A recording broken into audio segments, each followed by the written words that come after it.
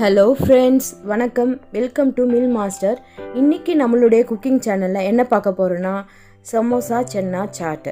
இது ஈவினிங் டைமில் ஒரு ஸ்நாக்ஸாக சாப்பிட்டோன்னா ரொம்ப சூப்பராக இருக்கும். அதை எப்படி செய்யலான்றதை பார்க்கலாம் வாங்க. ஃபஸ்ட்டு நம்ம சமோசா செய்கிறதுக்கு மாவு ரெடி பண்ணிடலாம். அதுக்கு நான் இன்றைக்கி ஒரு பவுலில் 1 கப்பு கோதுமை மாவு எடுத்திருக்கேன். அதுக்கப்புறம் 1 கப்பு மைதா மாவும் எடுத்திருக்கேன். இதோட நம்ம தேவையான உப்பையும் சேர்த்துடலாம். நான் ஒரு அரை ஸ்பூன் உப்பு இதில் சேர்த்துருக்கேன். இதோட ஒரு 2 ஸ்பூனு ஆயிலையும் சேர்த்துக்கலாம். சேர்த்து எல்லாத்தையும் நல்லா மிக்ஸ் பண்ணி பிசைஞ்சு எடுத்துக்கலாம். இந்த மாவு நீங்கள் லூஸாக பிசையக்கூடாது, நல்லா டைட்டாக இருக்கணும். அப்போ தான் பார்த்திங்கன்னா சமோசா உங்களுக்கு மொறு நல்லா இருக்கும். இல்லைன்னா உங்களுக்கு சமோசா சரியாக வராது. இதோட தண்ணி சேர்த்து நல்லா பிசைஞ்சு வச்சுக்கலாம். 2 கப்பு மாவுக்கு 1 கப்பு தண்ணி சரியாக இருக்கும். பாருங்கள், மாவு இது போல் இருக்கணும், நல்லா டைட்டாக இருக்கணும்.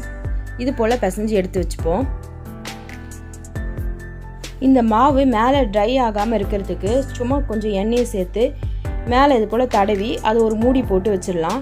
இதுக்கப்புறம் நம்ம இந்த சமோசா செய்ய தேவையான ஸ்டஃபிங்கையும் நம்ம இப்போ ரெடி பண்ணிடலாம். அதுக்கு நான் இப்போது நல்ல ஒரு 3 சைஸு பெரிய உருளைக்கிழங்கு வேக வச்சு எடுத்து வச்சுருக்கேன். அதுக்கப்புறம் ஒரு 2 ஸ்பூன் இஞ்சி பூண்டு விழுது எடுத்து வச்சுருக்கேன். ஒரு பச்சை மிளகாவை நல்லா இது போல் நறுக்கி வச்சுருக்கேன். கொஞ்சம் கொத்தமல்லியும் கொஞ்சம் புதினாவும் எடுத்து வச்சுருக்கேன். அதோட 2 வெங்காயத்தை நறுக்கி வச்சுருக்கேன். இப்போ இதெல்லாம் நம்ம ரெடி பண்ணதுக்கப்புறம் ஒரு கடாயில் கொஞ்சம் எண்ணெய் சேர்த்துக்கலாம். எண்ணெய் காஞ்சதுக்கப்புறம் நான் கொஞ்சமாக ஒரு அரை ஸ்பூனு சோம்பு சேர்த்துக்கிறேன். அதோட ஒரு அரை ஸ்பூன் அளவுக்கு சீரகத்தையும் சேர்த்துக்கிறேன். இது பொரிஞ்சதுக்கப்புறம் நம்ம அரைஞ்சி வச்சுருக்கிறதான வெங்காயத்தையும் சேர்த்துடலாம். அதோட நறுக்கி வச்சுருக்கிறதான அந்த பச்சை மிளகாயும் சேர்த்துடலாம். சேர்த்து நல்லா கலந்து விட்டுக்கலாம். இது கொஞ்சம் நல்ல எண்ணெயில் கொஞ்சம் குக் ஆகணும். அதுக்கப்புறம் இதோட நம்ம ஒரு 2 ஸ்பூன் இஞ்சி பூண்டு விழுது எடுத்து வச்சுருந்தோம்ல, அதையும் சேர்த்துடலாம்.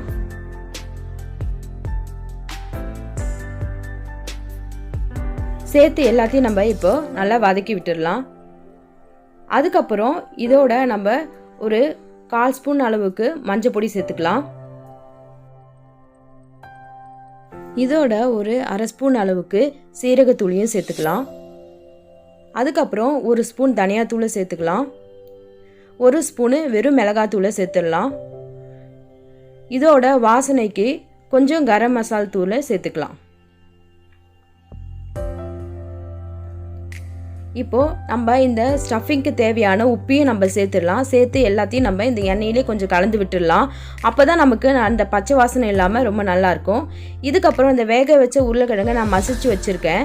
இப்போ அதையும் கூட இதோடு சேர்த்து நம்ம கிளறி விட்டுடலாம்.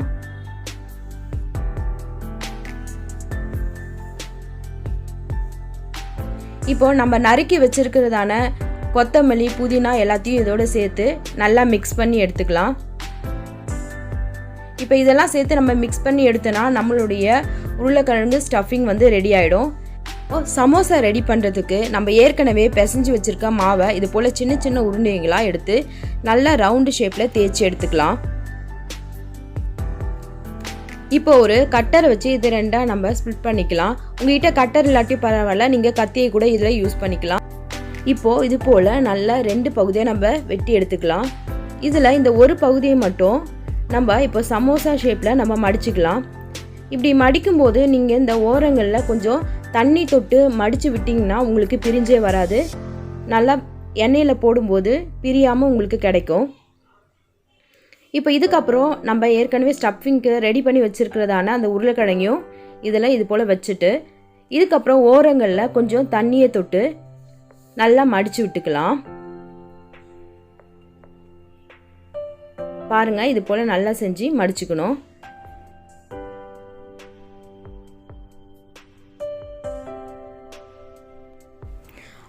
பாருங்கள், இப்போ நம்ம சமோசா சூப்பராக ரெடி ஆகிடுச்சு.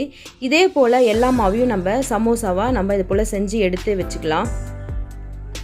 நான் இப்போ எல்லா மாவையும் இதே போல் சமோசாவாக பண்ணி எடுத்து வச்சுருக்கேன்.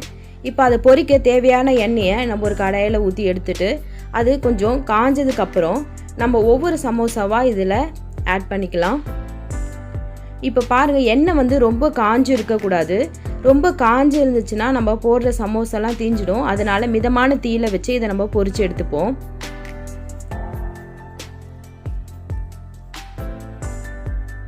இப்போ பாருங்க நம்மளுடைய சமோசா நல்லா நிறம் மாறி நல்லா சூப்பராக இருக்குது. இப்போ இந்த டைமில் நம்ம சமோசா எல்லாத்தையும் எடுத்துடலாம்.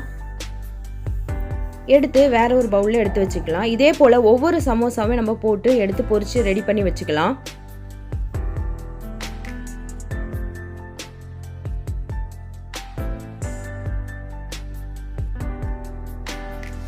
இப்போது இந்த சமோசாவும் நான் உங்களுக்கு உள்ளே உடச்சி காட்டுறேன் பாருங்கள். நல்லா எந்த அளவுக்கு கிறிஸ்பியாகவும் இருக்குது, உள்ளே நல்லா சூப்பராக நம்மளுடைய ஸ்டஃபிங்கும் வெந்திருக்கு.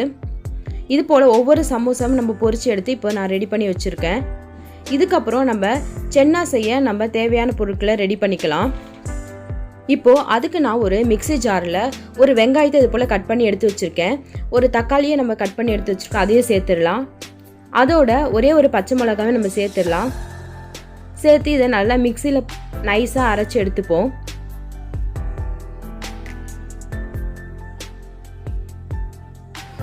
இப்போது மிக்ஸியில் அரைச்சி எடுத்த விழுதை நான் எடுத்து வச்சுருக்கேன்.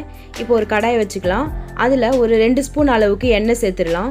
எண்ணெய் கொஞ்சம் காஞ்சதுக்கப்புறம் நம்ம ஏற்கனவே அரைச்சி வச்சுருக்கிறதான இந்த விழுதியை இதில் சேர்த்துடலாம்.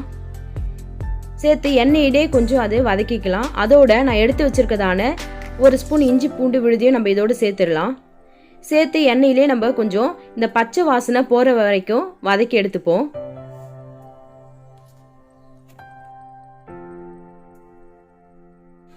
இப்போது இதோட நான் 1 ஸ்பூன் அளவுக்கு தனியாத்தூள் எடுத்து வச்சுருக்கேன், அதையும் சேர்த்துடலாம். 1 ஸ்பூன் மிளகாத்தூளையும் சேர்த்துடலாம். கொஞ்சமாக கரம் மசாலா தூள் அதையும் சேர்த்துடலாம்.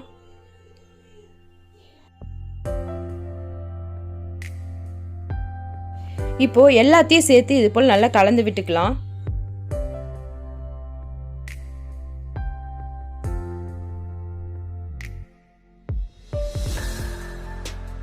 இப்போது இதோட 1 ஸ்பூன் அளவுக்கு சென்னா மசாலையும் சேர்த்துடலாம். இதை சேர்க்கும் போது நல்லா நமக்கு வாசனையாக இருக்கும். இப்போ இதையும் சேர்த்து நம்ம நல்லா கலந்து விட்டுக்கலாம். அதுக்கப்புறம் நான் இந்த மசாலாவுக்கு தேவையான உப்பையும் சேர்த்துடுறேன். ஒரு 1/2 ஸ்பூன் உப்பு சேர்த்துக்கலாம். சேர்த்து இந்த எண்ணெயிலேயே நம்ம இதை வதக்கி எடுக்கும்போது பார்த்திங்கன்னா பச்சை வாசனை எல்லாம் போயிருக்கும். இப்போ ஓரளவுக்கு நல்லா எண்ணெயில் வதக்கிட்டோம்.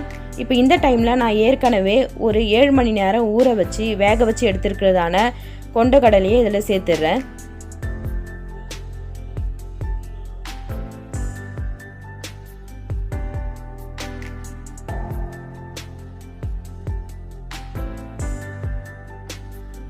இப்போது இதோட கொஞ்சம் தண்ணி சேர்த்துடலாம். நான் 1 டம்ளர் அளவுக்கு தண்ணி எடுத்திருக்கேன். அதை சேர்த்து நல்லா மூடி போட்டு ஒரு 5 நிமிஷம் நல்லா ஹை ஃப்ளேமில் வச்சு நம்ம கொதிக்க வச்சிடலாம். இப்போ ஒரு 5 நிமிஷம் ஆயிடுச்சு. இதை திறந்து பார்க்கலாம். பாருங்கள், நல்ல எண்ணெய் பிரிஞ்சு வந்திருக்கு. நம்மளுடைய சென்னா மசாலாவும் ரெடி ஆயிடுச்சு. இப்போ இதை நம்ம வேற ஒரு பவுலுக்கு நம்ம ட்ரான்ஸ்ஃபர் பண்ணி எடுத்துக்கலாம்.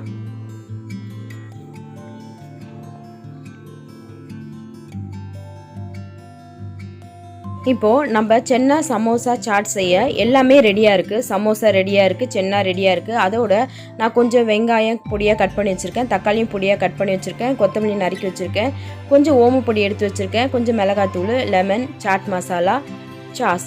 இப்போ இதை வச்சு நம்ம எப்படி சென்னா சமோசா சாட் பண்ணிடலான்றதை பார்த்துடலாம். அதுக்கு நான் ஒரு சின்ன ஒரு பிளேட்டில் ஃபஸ்ட்டு நம்ம எடுத்து வச்சுருக்கிறதான சமோசாவை இது போல் நல்லா கட் பண்ணி போட்டுக்கலாம்.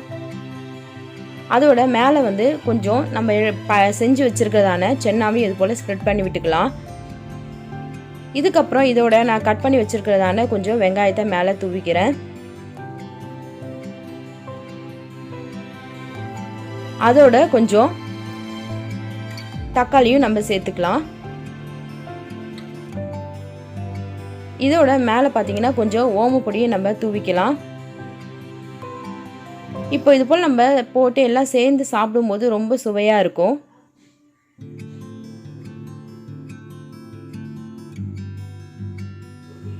கொஞ்சம் காரத்துக்கு வெறும் மிளகாத்தூள் கொஞ்சம் நம்ம இது போல் ஸ்ப்ரெட் பண்ணி விட்டுக்கலாம். அதோட கொஞ்சம் சாட் மசாலாவும் சேர்த்துடலாம். அதுக்கப்புறம் கட் பண்ணி வச்சுருக்கிறதான கொத்தமல்லி இலையும் சேர்த்துடலாம்.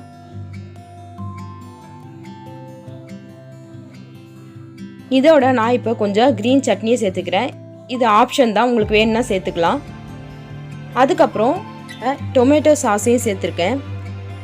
நீங்கள் விருப்பப்பட்டால் இதோட நீங்கள் எலுமிச்சைப்பழ சாறையும் சேர்த்துக்கலாம். இதெல்லாம் சேர்த்து எடுத்தோன்னா நம்மளுடைய சமோசா சென்னா சாட் ரெடி ஆகிடுச்சு. இதை ஈவினிங் ஸ்நாக்ஸாக சாப்பிட ரொம்பவே நல்லாயிருக்கும். நீங்களும் உங்கள் வீட்டில் ட்ரை பண்ணி பாருங்கள். ட்ரை பண்ணி பார்த்துட்டு மறக்காமல் உங்கள் கமெண்ட்டை எனக்கு சொல்லுங்கள். இது வரைக்கும் இந்த சேனலை சப்ஸ்கிரைப் பண்ணாதவங்க சப்ஸ்கிரைப் பண்ணிக்கோங்க. மீண்டும் அடுத்த ஒரு புது வீடியோவில் உங்களை சந்திக்கிறேன். பாய்.